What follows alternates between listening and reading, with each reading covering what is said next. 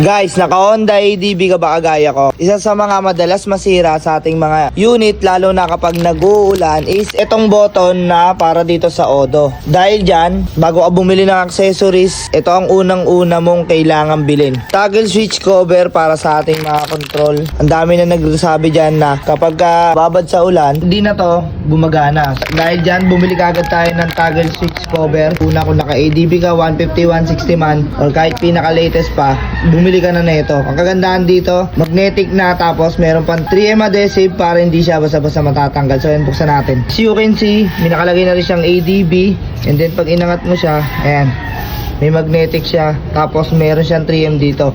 So ganito pala siya ilalagay. Guys, yan, nakaganyan siya. Pero bago mo siya ilagay dyan, is dapat punasan nyo muna to ng maigi. Tapos tanggalin yung pula dito sa 3M, and then tsaka nyo siya ikabit. Ayan o, may mga dumi-dumi yan, kaya punasan nyo rin ng maigi para mas kumapit yung 3M adhesive. So ayan, kabit na natin para makita nyo yung tsura kapag nakakabit. So ayan, natanggalan natin. So kakabit na natin. Ayan, napunasan ko na rin. Ayan, diin nyo lang dito. And then ayan na yung itsura nya. O ayan o. Ayan, magnetic na rin siya, kaya hindi basa-basa na nabubuksan. Ayan. O, then ang kagandahan pa is may naka-embossed ADB. Pero meron ding plain yan, merong carbon. It's up to you kung ano yung pipiliin mo. Pero sa akin, napakaganda na ito, napaka-aggressive tignan, no?